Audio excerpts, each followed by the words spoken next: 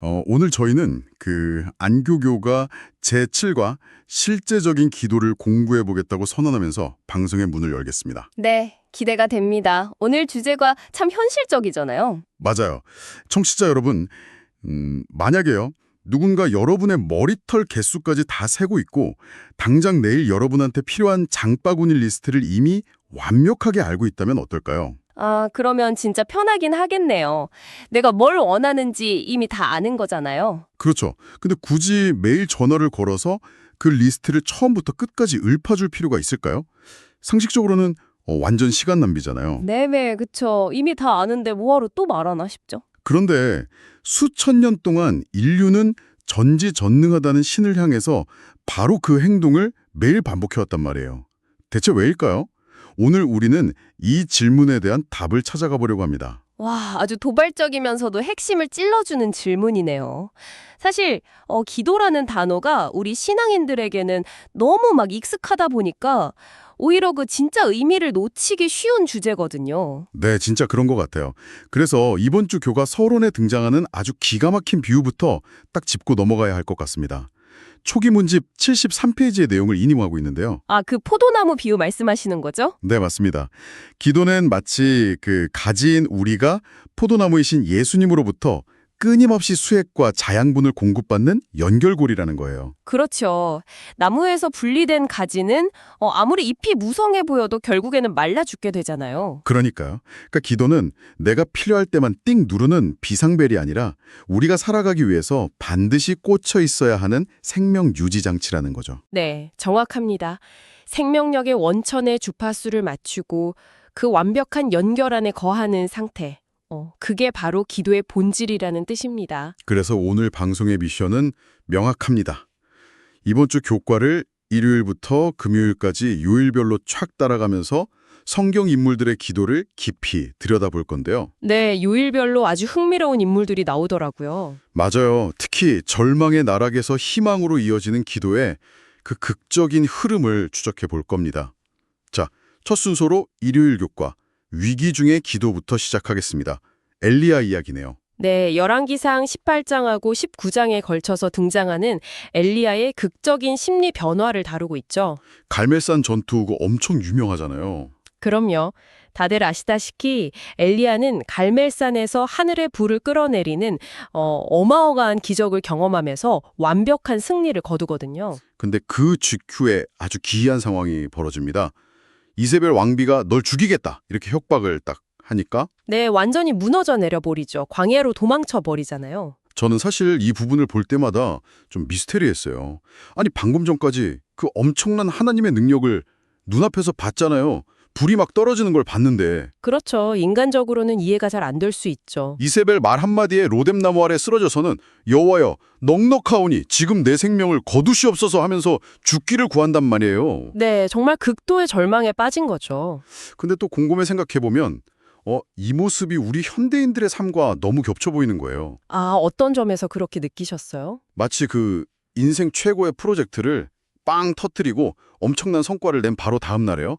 갑자기 극심한 번아웃과 두려움이 몰려봐서 아, 사표 던지고 싶고. 네, 다 포기하고 싶어하는 그런 우리의 연약한 모습이 떠오르더라고요. 굉장히 예리한 분석이네요. 엘리야는 육체적으로나 정신적으로 그리고 영적으로 완전히 고갈된 상태였어요. 교과서에서도 두려움이 믿음을 압도해버린 순간이라고 설명하거든요. 맞아요. 두려움이 압도한 순간이죠. 그런데 여기서 우리가 진짜 집중해야 할 것은요. 이 어처구니 없어 보이는 절망적인 기도에 대한 하나님의 아주 색다른 응답 방식입니다. 색다른 응답 방식이요? 보통 우리는 막 절망에 빠져서 죽여달라고 투정 부리면 혼낼 거라고 생각하잖아요. 그쵸. 너 방금 전까지 내가 불 내리는 거 봤으면서 왜 이래? 정신 안 차려? 하고 꾸짖을 것 같죠. 네네, 저 같아도 그렇게 호통을 쳤을 것 같아요. 바로 그겁니다. 그런데 하나님은 갈멜산에서처럼 막 불이나 지진, 강한 바람 같은 압도적인 현상으로 나타나시지 않았어요. 아, 그럼 어떻게 다가가셨나요? 완전히 지쳐버린 엘리야의 믿음 없음을 질책하는 대신에 아주 부드럽고 세밀하게 다가가십니다. 천사를 보내서 숯불에 구운 떡과 물을 주시면서 먹고 자게 하시죠. 와, 영적인 꾸짖음이 아니라 육체적인 번아웃부터 먼저 회복시켜 주신 거네요. 그렇습니다. 영적인 침체의 원인이 때로는 그 극심한 육체적, 정신적 피로에서 비롯된다는 걸 하나님은 정확히 아셨던 겁니다. 아, 위로가 되네요. 선지자와 왕 228페이지를 보면요. 엘리야가 고독과 절망 속에서 죽기를 구했지만 하나님은 그의 말대로 그를 취하지 아니하셨다고 기록되어 있어요. 절망 속에서 뱉어낸 그 잘못된 관고에는 거절로 응답하셨군요. 네, 거절하셨지만 동시에 그가 진짜로 필요로 했던 쉼과 위로를 주신 거죠. 정말 감동적입니다.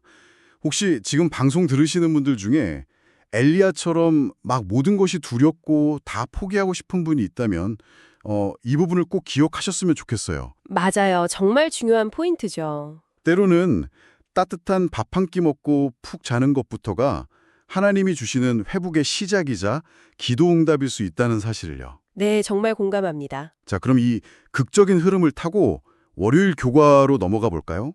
월요일 제목은 기도가 응답되지 않는 것처럼 느껴질 때입니다. 바로 한나의 이야기죠. 네, 사무엘상 1장에 나오는 한나입니다.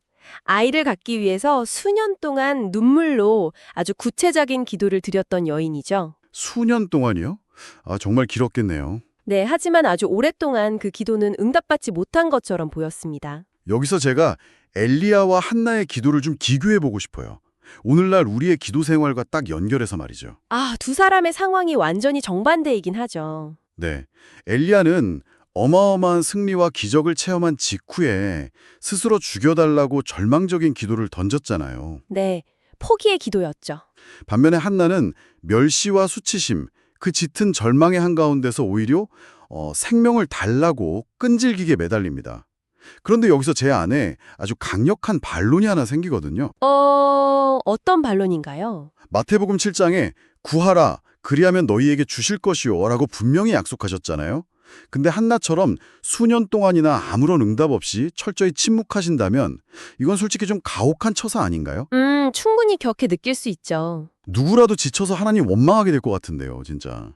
네, 누구나 가질 수 있는 아주 타당하고 핵심적인 딜레마입니다. 왜 하나님은 침묵하시는가? 이게 참 어려운 문제죠. 그러니까요. 기도가 허공에 흩어지는 기분일 거 아니에요? 하지만 교과는 여기서 기도의 더 깊은 차원을 열어줍니다. 즉각적인 응답이 보이지 않을 때, 그 고통스러운 기다림의 시간은 그냥 아무 의미 없이 버려지는 시간이 아니라는 거예요. 버려지는 시간이 아니다. 그럼 뭔가요? 오히려 그 기다림 자체가 분명한 목적이 있는 과정입니다. 오, 응답 지연 자체가 목적이 있다고요? 어떤 목적이죠? 우리가 흔히 자판기처럼 기도를 동전처럼 넣고 응답을 딱 빼내는 구조에 익숙해져서 그렇지 기도의 진짜 목적은 관계입니다. 아, 관계요. 자판기가 아니라? 네, 하나님은 기다림의 시간을 통해서 우리가 그분을 무조건 맹목적으로 믿는 게 아니라 아주 인격적으로 신뢰하는 법을 배우게 하시는 거예요. 인격적인 신뢰를 배운다. 말이 참 멋지네요. 그래서 교과에서는 응답이 없을 때 점검해 볼 사항들을 딱 제시해 줍니다. 내 기도가 정말 하나님의 뜻에 부합하는가? 동기가 순수한가? 네네. 또 어떤 게 있죠? 그리고 마음에 품은 죄나 혹은 용서하지 못한 사람이 있는가? 끝으로 내가 정말 인내하고 있는가? 이런 것들이죠. 와, 그러니까 내 기도의 쇼핑 리스트가 왜 이렇게 빨리 안 오나? 배송 따지기 전에 애초에 내 마음의 배송지 주소가 잘못된 건 아닌지 먼저 확인해 보라는 거군요. 아, 배송지 주소. 아주 정확하고 재미있는 비유네요. 그리고 여기서 또 한 가지 생각할 게 바울의 경우입니다. 사도 바울이요. 육체의 가시기도 말씀하시는 거죠? 바울은 육체의 가시를 없애달라고 3번이나 간절히 구했잖아요. 하지만 하나님의 응답은 내 은혜가 내게 족하다 하는 거절이었습니다. 아, 거절이었죠? 안 고쳐주셨으니까요. 즉, no 혹은 wait. 이건 역시도 명백한 하나님의 응답이라는 겁니다. 거절이나 지연도 응답이다. 받아들이기 쉽지 않지만요. 네.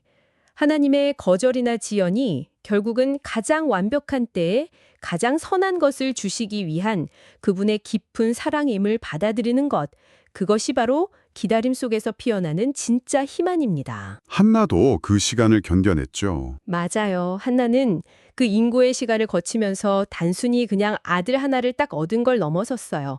이스라엘의 영적 지도자인 사무엘을 하나님께 온전히 바칠 수 있는 아주 깊은 신앙의 사람으로 빚어진 거죠. 절망에서 출발한 엘리야와 한나의 기도를 이렇게 나란히 놓고 보니까요.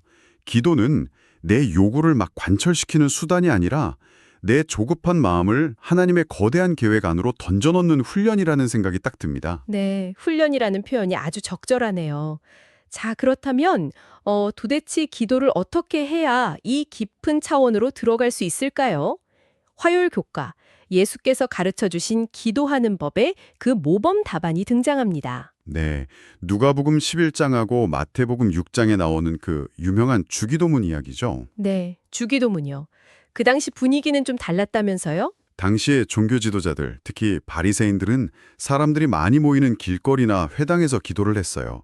심오한 미사 요구를 막 섞어가며 아주 길게 기도했죠. 아, 남들 보라고요? 네, 마치 한편의 화려한 연극이나 대국민 연설 같았습니다. 하지만 예수님은 이런 과시적인 기도를 철저하게 배격하셨거든요. 저는 이 부분 보면서요. 바리새인들의 기도가 높은 연단에서 막 대중을 향해 외치는 정치 연설이라면 예수님이 가르쳐주신 기도는 좁은 식탁에 마주 앉아서 아버지와 도란도란 나누는 아주 일상적인 대화 같다는 느낌을 받았어요. 오, 식탁에 마주 앉은 대화. 정말 훌륭한 통찰입니다. 주기도문의 구조를 살펴보면 그 특징이 아주 명확히 드러나거든요. 시작부터 다르잖아요. 하늘에 계신 우리 아버지요. 이렇게 부르니까요. 맞아요. 우주의 창조주를 아버지라고 부릅니다. 거창하고 두려운 호칭이 아니라 가장 친밀하고 인격적인 관계를 선언하면서 들어가는 거죠. 내용도 굉장히 현실적이에요. 막 오늘 우리에게 일용할 양식을 주시옵고 당장 오늘 먹을 밥을 달라는 거잖아요. 네, 우리의 육체적인 필요를 아버지가 돌보신다는 굳건한 신뢰의 표현이죠.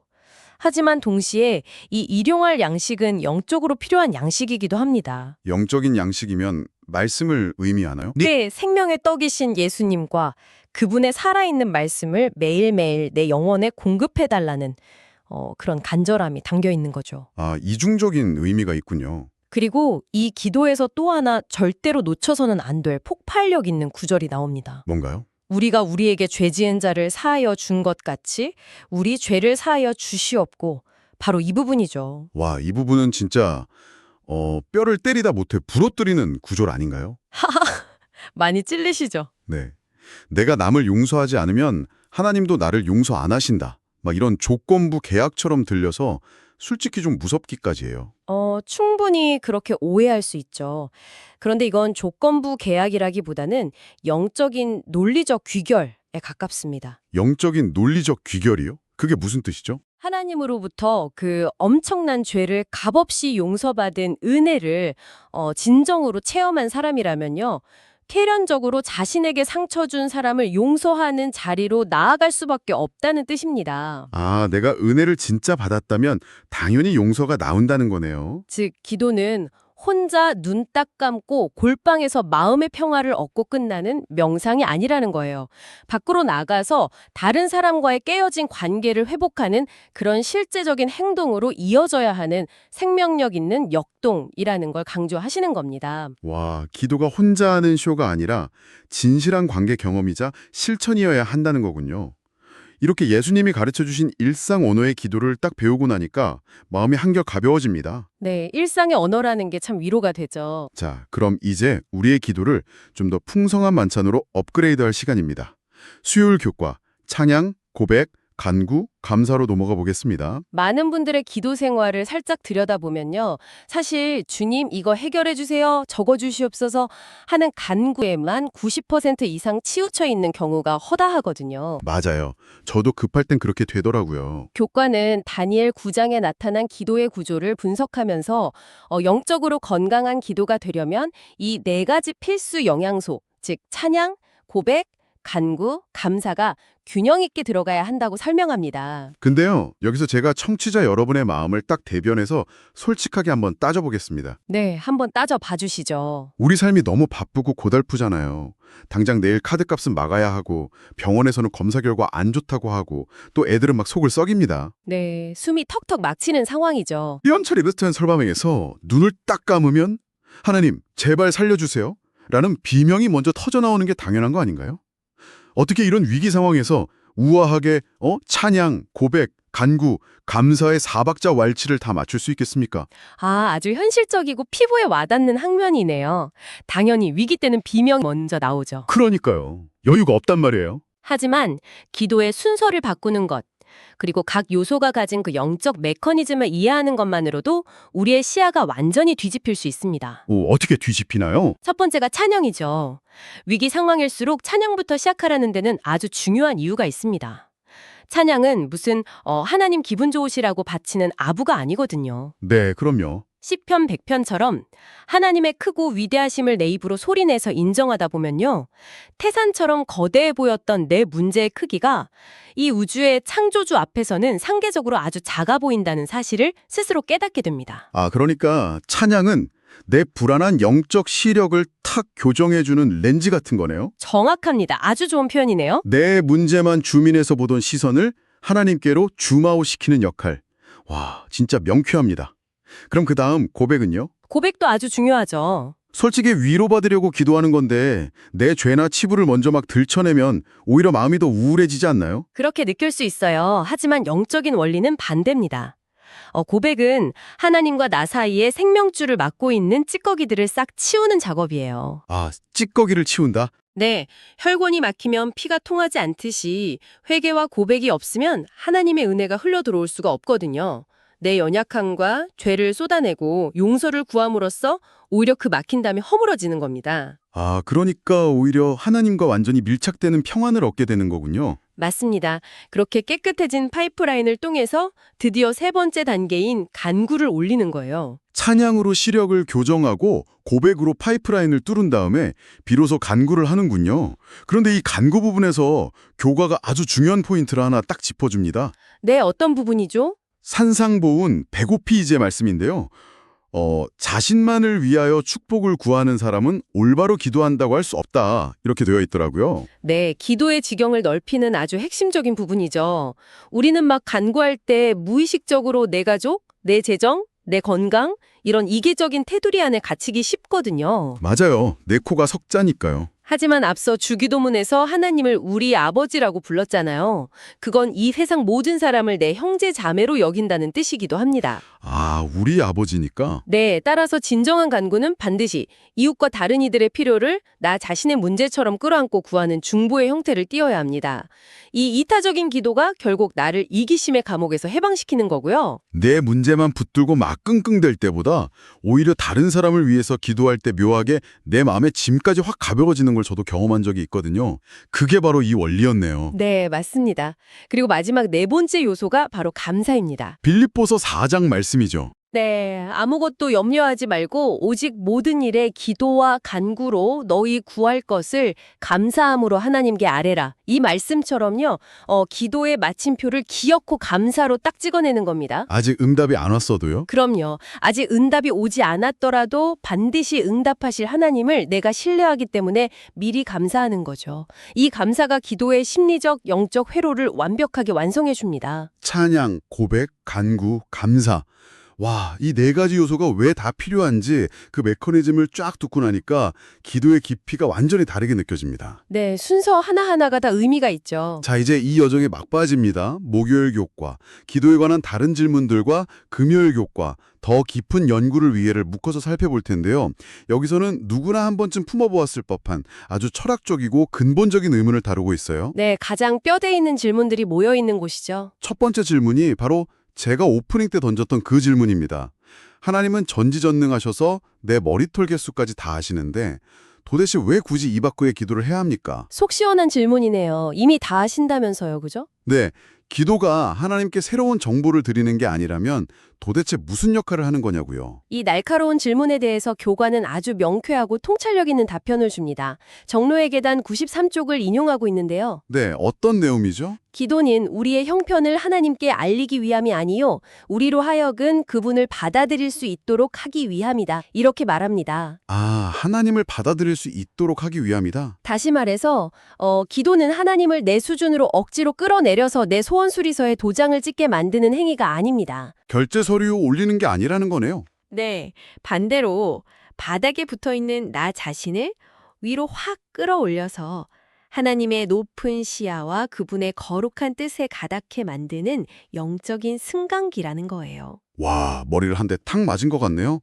하나님을 우리에게로 내려오시게 함이 아니요 우리를 그분께로 올라가게 하는 것이다.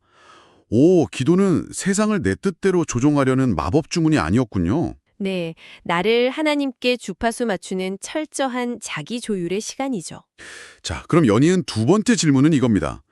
삶이 고달프고 위기가 닥치면 누구나 살려달라고 매달리잖아요. 본능적이죠? 근데 반대로 통장에 돈도 넉넉하고 자식들도 속 하나 안 썩이고 건강하고 모든 것이 태평성대일 때는 솔직히 기도할 맛도 안 나고 필요성도 잘 못 느끼잖아요. 순조로울 때는 대체 왜 기도해야 합니까?